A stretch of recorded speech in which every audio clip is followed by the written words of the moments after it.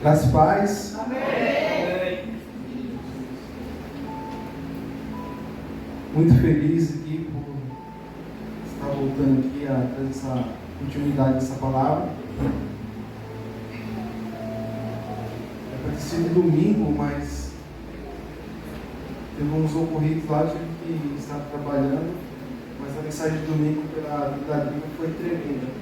Tinha que ser ela. Eu queria que os irmãos ficassem de pé. Sempre pode, claro. Glória a Deus.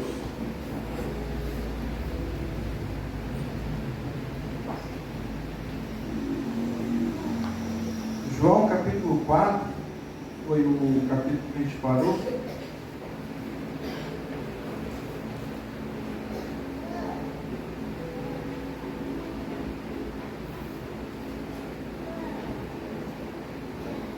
João 4, 6.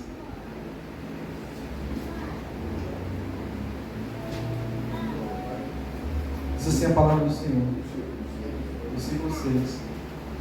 Havia ali uma fonte de Jacó, e Jesus, todavia, cansado da viagem, sentou-se à beira do poço. Isso aconteceu por volta da 6ª, meio-dia. Nisso, uma mulher de Samaria veio tirar água e pediu-lhe Jesus: dá-lhe um pouco de água para beber, pois os seus discípulos haviam ido comprar alimentos. Então lhe respondeu a mulher de Samaria: como sendo tu judeu, pedes de beber a mim, uma mulher samaritana? Pois os judeus não se relacionavam bem com os samaritanos. Respondeu Jesus a ela: se conhecesse o dom de Deus e quem é que está pedindo, dá-lhe de beber, tu lhe pedirias e eu lhe daria água viva. Indagou-lhe a mulher: Senhor, tu não tens com que tirar água, e o poço é fundo. Onde podes conseguir água viva? Acaso tu és maior que o nosso pai Jacó, que nos deu esse poço, do qual ele mesmo bebeu, e bem assim os seus filhos e o seu gado?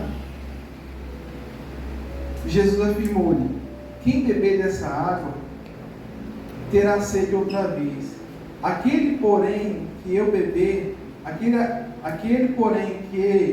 beber da água que eu lhe der, nunca mais terá sede. Ao contrário, a água que eu lhe der tornará-se dele uma fonte de água, Aleluia, jorrando para a vida eterna. Glória a Deus. Ele pode sentar.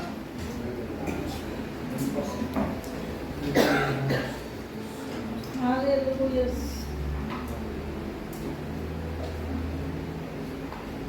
Na primeira parte dessa mensagem, eu comecei falando do filho de Jacó. E durante a ministração, eu falava sobre Isaac. E a primeira ministração que foi falada desse tema de manancial foi provisão divina, no livro de Gênesis capítulo 26. E durante esse período dessa ministração, a gente foi entender que Jacó, quando ele cavou esse poço, que essa mulher estava pegando água, foi o último poço que ele cavou, porque ele teve um encontro com Deus. Jacó teve um encontro com Deus naquele período, lutou com ele e Deus feriu sua coxa. Naquele mesmo período ele encontrou o seu irmão, voltou a ter amizade com o seu irmão, que há muitos anos eles não se falavam, e ele cavou esse poço, esse manancial. E durante esse período, esse poço simbolizava o retorno da alegria, da satisfação, porque as pessoas que iam não só retirar água naquele poço, iam com um propósito de agradecimento a Jacó, porque através de Jacó eles tinham água para beber, para dar para o seu gado, para poder ter mantimentos dentro da sua casa através daquele poço. E como a gente viu na semana retrasada, as mulheres, elas tinham horário de estar naquele poço. As virgens, as donas de casa, elas tinham um determinado horário para estar naquele poço. A partir do meio-dia até as 3 horas da tarde, eram as pessoas que tinham má reputação. E dentro desse período estava essa mulher. E naquele momento, como foi dito na semana repassada, por mais que o poço fosse o poço da alegria, ela estava sendo triste. Por mais que o poço fosse um poço de contentamento, ela não estava contente. Mas aquele que é maior que Jacó, aquele que foi maior que Abraão, aquele que era maior do que todos que estavam naquela cidade, marcou um encontro com aquela mulher, marcou um encontro com a excluída, marcou um encontro com a renegada, marcou um encontro com a mulher que era infeliz. E naquele período em que ela foi tirar água, o Senhor escolheu aquele exato momento de ficar ali. A Bíblia não relata, mas provavelmente tinha outras pessoas retirando água naquele período. Mas Deus marcou com ela. Glória a Deus. Assim como tem momentos em que Deus marca apenas comigo e com você um encontro particular. E naquele momento em que ela falou com o Senhor, e o Senhor revelou para ela que não seria só em Jerusalém ou em Samaria, mas Deus despertaria em todos os lugares pessoas que adorariam ao Senhor em espírito e em verdade. Ela entendeu aquela mensagem e ela saiu propagando a mensagem. E hoje eu quero falar sobre um tipo de manancial, o manancial da renovação e da restauração. Glória a Deus. E por que eu comecei com essa palavra? Para a gente poder entender de onde paramos. Eu vou pedir para o Gui colocar aí livro de Salmos 42.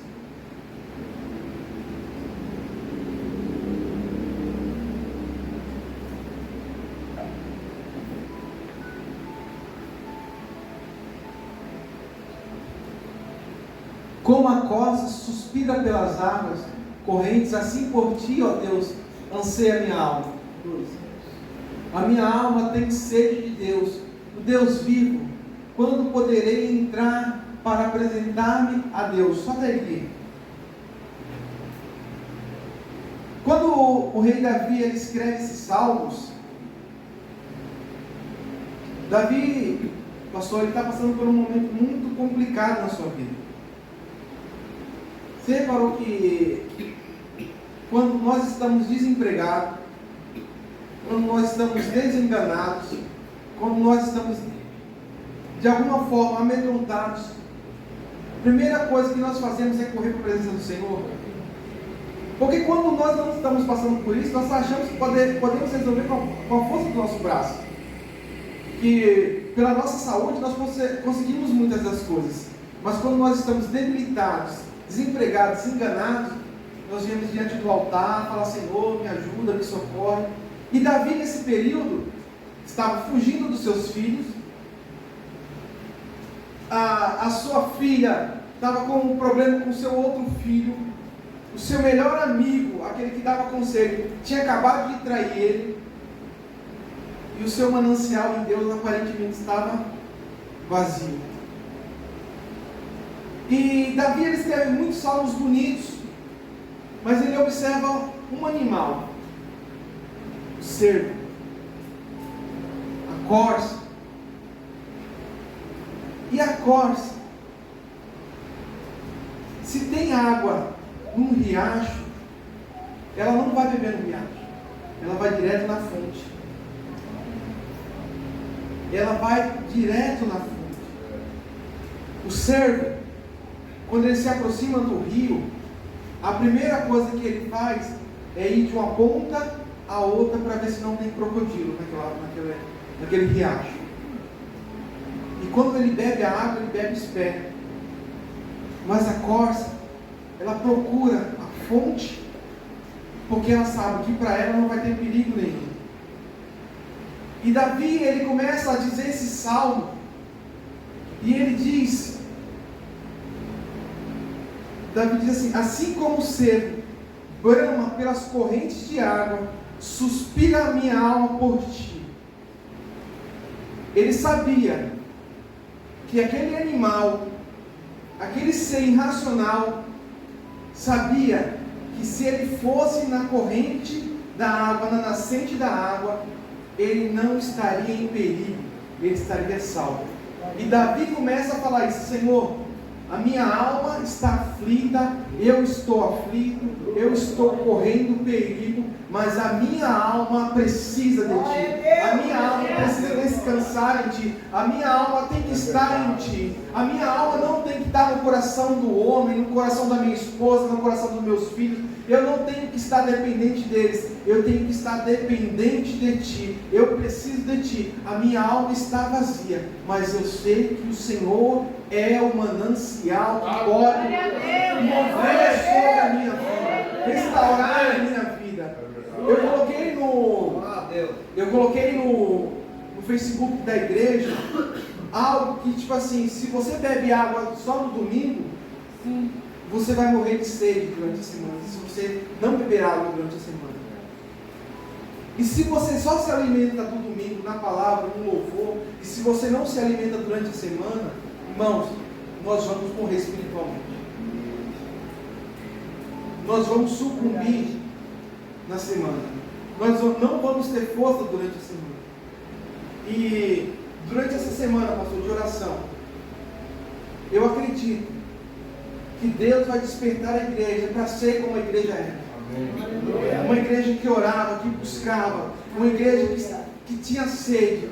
E Deus está levantando pessoas com sede para ver novamente a glória do Senhor. Sabe, nós estamos aqui e nós possamos crer que o Senhor vai mudar o quadro dessa igreja. Nós não estamos aqui apenas para ver um amigo, ver o pastor, a pastora, para dar satisfação que nós estamos aqui. Não, nós estamos aqui porque a nossa alma tem sede de Deus. Nós temos sede de Deus. Nós precisamos de Deus. Nós estamos aqui porque aquela mulher, ela foi no poço e ela estava triste todos os dias da sua vida. Ela estava triste, mas teve um dia que tinha um homem sentado no poço e aquele homem disse: olha, me dá água para beber. E ela começou a questionar aquele homem. E ele começa a dizer: mulher, se você soubesse a água que eu tenho para te dar, você beberia esta água viva. Deus está dizendo para você: olha, para de mendigar, para de pedir as coisas para os outros, pede para mim, porque o que eu tenho é infinitamente mais. O que eu tenho fim, é uma fonte que se renova todos os dias, é algo novo que eu tenho para você. Verdade de Deus. Jacó, quando ele firmou aquele poço, firmou para que a sua geração tivesse de onde tirar água. Jacó não sabia que aquela contenda ia chegar à geração futura, que pessoas brigariam por água, que teriam um horário para as pessoas beberem água. Mas chegou um momento em que Jacó, depois de ter um encontro com Deus, ele cavou novamente um poço, ele fez novamente um poço. E quando nós lemos a mensagem de Davi, Davi estava com um momento de escassez da sua alma. A sua alma estava com sede de Deus, a sua alma precisava sentir Deus novamente. E nós fazemos muitas das vezes isso. Nós fugimos da presença do Senhor. Nós nos afastamos das fontes do Senhor. Nós vamos para longe das fontes do Senhor. E o Senhor diz: olha, não se afaste da fonte. Não vá para longe da fonte. Porque aqui a água se renova todos os dias. A água na sua vida todos os dias vão se renovando. Alguém põe para mim aí o livro de Apocalipse capítulo 7. Glória a Deus. Glória a Deus. Glória a Deus. Deus fiel. Assim como Deus, Ele fez esse renovo, essa restauração na vida de Davi, Deus também tem esse renovo, e Deus tem essa restauração para nossas vidas. E no livro de Apocalipse, capítulo 7, versículo 17, nós entramos em outro manancial, que é o de refrigério e de consolo. Versículo 17, que pois como Cordeiro que está no centro do trono será o pastor. Ele nos conduzirá às fontes de água da vida, e Deus lhe enxugará dos olhos toda lágrima. Glória a Deus. Quem é que deu que entra na igreja, ou já entrou na igreja, Deus, e fala: Senhor, para mim não dá mais.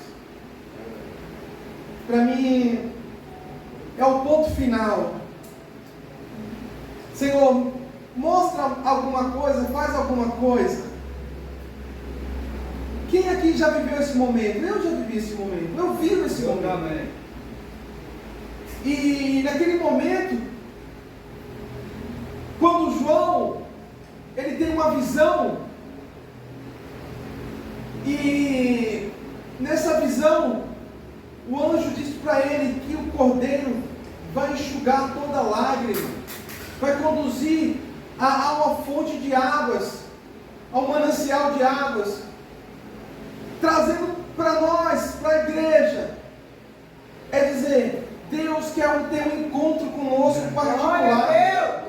Deus quer viver um encontro particular e dizer para você: olha, eu acompanhei toda a tua lágrima, eu vivi toda a tua lágrima, eu sei toda a tua lágrima. Você fala assim: mas Flávio, o que você quer dizer com isso? Que a tua lágrima, quando você não tinha força e não tinha nada para dizer, para Deus se transformou em uma oração tão genuína, tão completa, que a tua voz não poderia nem sair, mas a tua lágrima gritava diante de Deus, dizendo: Aleluia. Senhor, me ajuda, Senhor, me socorre, Senhor, me fortalece, Senhor, eu não aguento, Senhor, eu estou aqui, mas Senhor, eu quero parar. E Deus diz para aquela lágrima, para aquela pessoa que está chorando, para aquela pessoa que está vivendo aquele momento: não pare, Aleluia. Não desista, não é o fim. Tudo se fará novo, tudo vai fazer novo, uma nova história eu tenho para você. Por mais que as circunstâncias digam que não, por mais que as circunstâncias digam que é o fim, Deus diz para você: existe um manancial de águas vivas para você, existe um manancial de águas vivas na sua vida, existe um manancial, e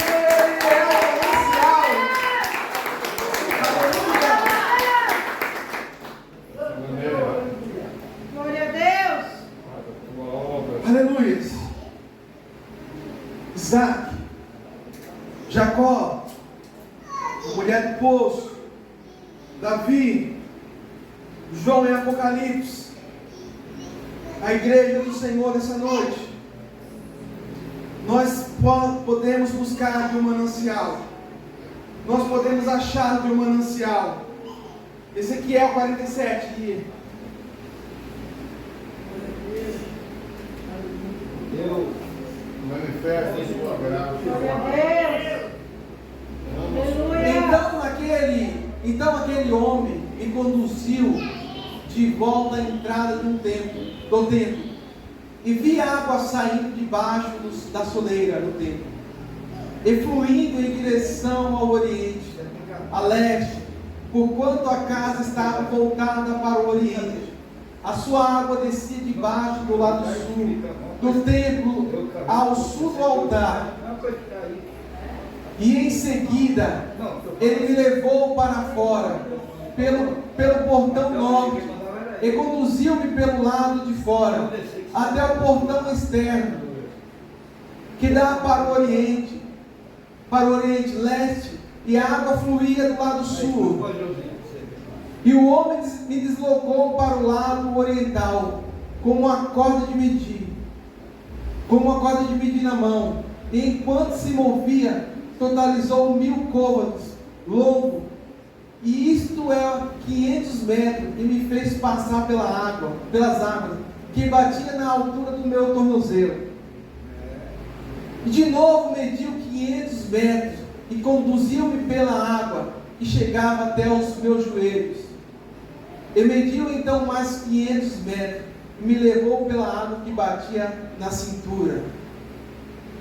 E ainda mediu mais 500 metros, mas agora era um rio que eu não conseguia atravessar, porque a água havia subido muito, e já era tão profundo que só podia atravessar nado, e era um rio que não se podia vencer. Era um rio que não se podia vencer apenas caminhando. Então ele me indagou: observar tudo isso, querido filho do homem, e transportou-me de volta à margem do rio. Aleluia. Aleluia. Tem estágios na nossa vida, tem processos na nossa vida, tem situações na nossa vida que nós vamos conseguir atravessar com água no nosso tornozelo. Tem processo na nossa vida que nós vamos conseguir atravessar com água pelo joelho. Tem processo na nossa vida que nós vamos conseguir atravessar com água na nossa cintura. Tem processo na nossa vida que nós vamos conseguir atravessar com água no nosso lombo. Mas tem processo na nossa vida que é só nada.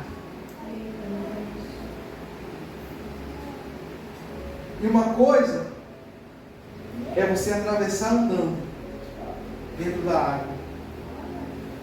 E por mais que a correnteza esteja forte, você vai conseguir caminhar sobre a água, dentro da água.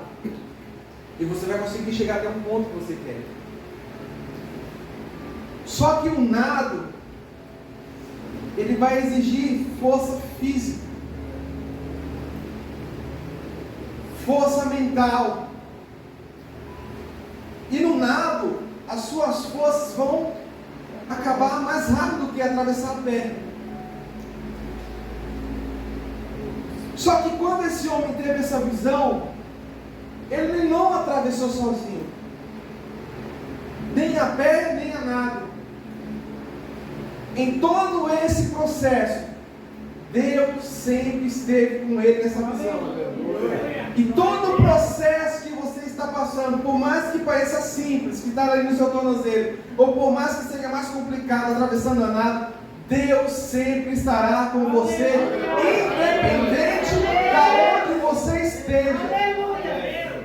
Independente da situação, seja no tornozelo, seja nos seus lombos, seja nada, Deus sempre fará você chegar ao manancial. Deus sempre levará você ao manancial. Deus sempre te conduzirá ao manancial. Deus sempre vai tirar você de uma situação e vai te transportar para outra. A Bíblia diz que Deus, Ele nos transportou de um governo para um reinado, de um império, melhor dizendo, de um império para um reinado. Como eu já disse algumas vezes, o imperador, ele invade, ele toma força.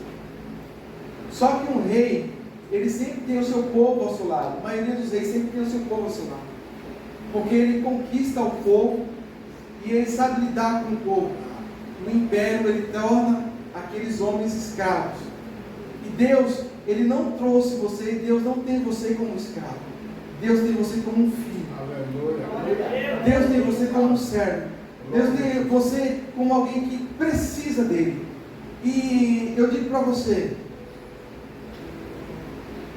a tua necessidade, eu já disse isso uma vez, ela determina o tamanho do seu grito. A sua necessidade,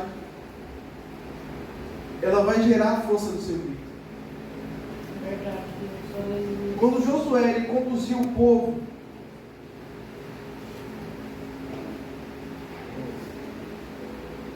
e ele disse para o povo gritar, cada um teve o seu momento de grito, cada um ali gritou diferente. Quando José viu seus irmãos, e ele foi com a câmera, e ele gritou, ele chorou, ele viveu seu momento. A tua necessidade vai determinar o tamanho do seu grito. A tua necessidade vai mudar a circunstância que você está. Deus, Ele sempre vai falar assim: eu tenho um manancial de águas vivas. Só que Ele disse para a mulher: se você me pedir, eu vou te dar água viva. Aleluia. Primeiro passo para você entender o manancial de Deus é você pedir para Ele. O segundo passo para você entender o manancial do Senhor é estar preparado, independente do lugar que você está. E o terceiro passo para você conhecer os mananciais do Senhor é saber que, independente de onde a água está, das circunstâncias que você está atravessando este processo de águas, você não vai passar sozinho. Aleluia. Aquela mulher não bebeu água sozinha. Graças a Deus. Verdade de Deus. Aquele homem que furou aquele poço, ele não furou sozinho, porque ele teve um encontro com Deus, face a face. Aquela mulher viveu um encontro com Deus naquele poço, novamente, e ela teve a sua vida mudada. Aquele homem, na visão, teve um encontro com Deus, e eu digo para você nessa noite: hoje é a noite de termos um encontro com Deus. Aleluia.